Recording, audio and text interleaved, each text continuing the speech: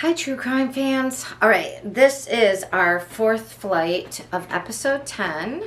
If you're just joining me, hi. I'm Patti Lee, the dyslexic armchair detective here at the True Crime Grapevine. And I am here to squeeze out all the juicy bits of the interwebs true crime stories going on this week. All right, so we have an update on Cassie Carli. In case you're wondering, this is Sauvignon. Look at me, as I have to. A Sauvignon Blanc. It's hard to get the enfant noise. All right. So cheers to Cassie, because they've got her killer, as far as we know right now. We think we do. Her ex, Marcus. Here's the dyslexic part. Spinavello. So, you may or may not remember. So, in this case, this was a Florida mom who had a relationship. She had already been married once, had infertility problems, started dating this guy, Marcus, got pregnant right away, really wanted to have a baby. She was already in her 30s. So, anyway, he wasn't the nicest guy. At first, he fought paternity. He then did show up, but she had to keep taking him to court over like paying things, and then he was really weird and picky about his visitation every other weekend. And if she had this like big event to see her sister's baby shower out of state, and it would be over his weekend, and she was trying to trade him extra weekends. Another weekend she invited him along. He was like, no, I just basically fighting with her about the rules, more just to irritate her than not really interested in seeing his child.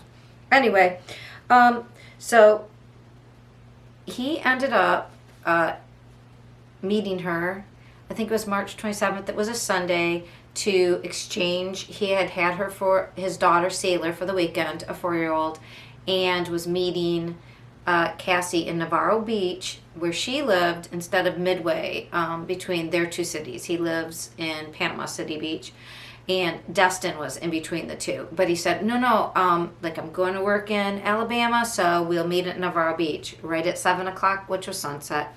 Anyway, she was never seen again.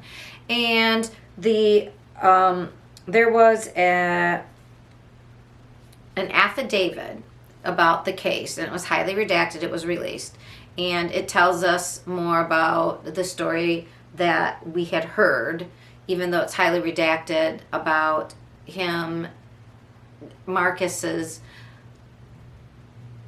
I don't want to call it a story, but a story of like, oh, she got in my car, but then we had a fight and she got out, and it was what he had told her father. So in the affidavit, you don't know who he supposedly told this to, but we know from when she was missing that the father had received texts saying that Cassie was, it wasn't in her voice. That's what the sister was saying, and what he reiterated, that he was worried about her. Where was she? And she had said, oh, I'm going home with Marcus, and I'm in his car. And then Marcus had said, oh, no, she jumped out. None of this is accurate. As far as we know right now, and according to the arrest affidavit, it is not accurate. So right now, Marcus is being held on 3 counts. They're related to Cassie's demise, the big M, but her toxicology is still out. So, look at me. We're 4 flights in. Here's 2 toxicologists and law enforcement everywhere who has to look at evidence. So, I always try to tell everybody who the juiciest grapes, my sources are that I squeeze to tell you what happened this week in true crime. So Duty Ron, who is a law enforcement, he's a retired New York City cop, and he has Ed Wallace on often, who is a retired, not only New York City detective, but also then he was also on the CSI team, and he worked with Barbara Butcher, who is one of the main death investigator people in New York City. And they talked, sorry, I have a little kitty.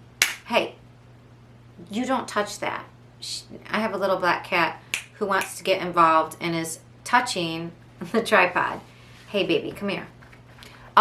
Anyway, so Barbara Butcher and Duty Ron and Ed Wallace had a discussion, and I highly recommend you look it up on YouTube. It's under Duty Ron, and you'll see Barbara Butcher as one of the main people noted in that upload. They talked about how the murder charges aren't out right now because the autopsy results aren't in for Cassie Carli. Sorry, the dyslexic detective, remember? And now we're on the 4th flight.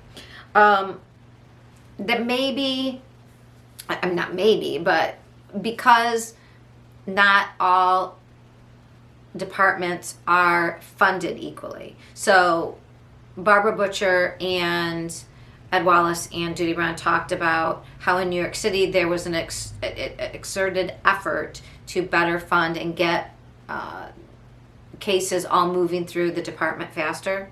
So their toxicology results, I think Barbara said when she retired they were down to getting them within the week, I believe. But she said before that it wasn't uncommon, 2, 3, 90 days. So in this case, we are waiting longer for toxicology because she was found in Alabama and they had to, I think the autopsy, everything was outsourced into a bigger city in Huntington, Alabama. So, yes. So I'm still watching my little kitty here, wondering if she's going to knock over my camera. Hey, come here. Anyway, so that's that with regards to where the big M charges are in Florida. Well, I think they'll come out of Alabama. Again, this interstate thing makes it problematic because he grabbed her in Florida. We don't know exactly what he did with her. Oh, one of the other things that was in the affidavit was, and I think this was the same source that Ickadmel, spelled I-C-K, capital E, little d, and then capital M-E-L, Ickadmel altogether. He's on both Twitter, but you can find him on YouTube, and he does lives of true crime. He had a source in Navarro Beach, Florida, who was in these condos. So the affidavit says from the condo buildings, nearby condo buildings, that they could see that one, she was not in that nobody was in the passenger seat, and two, that he had said he had not touched this other, I forget how they said, like the interest of the vehicle of interest, or basically they don't say Marcus said he didn't touch Cassie's car, but we have evidence that he did. But we know that Cassie's car, she pulled up. Later they found her car in that parking lot with her purse and all her items. And apparently there's evidence now that, yes, he did enter that vehicle. Yeah, because he put all, So, and what I had reported a couple weeks ago was that Ickadmel said, had this lady on his program who, and he had a picture of it from really far away, but you could zoom in and see that his truck with this big van, that you could see the door to the big van was open. Like that's maybe where he put her. But we don't know, did he give her something to knock her out? That's what we're waiting for with toxicology. So we're still waiting for the big M charges because we're still waiting on the toxicology. And the truth of the matter is, we do this right. You do it slow, you do it right, you do it one time. So, but in the meantime, he's being held on 3 charges, which are tampering with evidence, false information to law enforcement, obstructing justice, and refusing to give his DNA when he was brought back last week to Santa Rosa County in Navarro, Florida area. So his next arraignment was supposed to be May 5th, but he has waived that arraignment.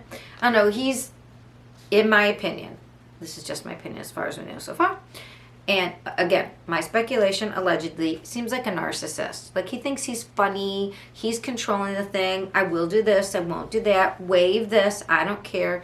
You do all the work, I'm not going to tell you anything.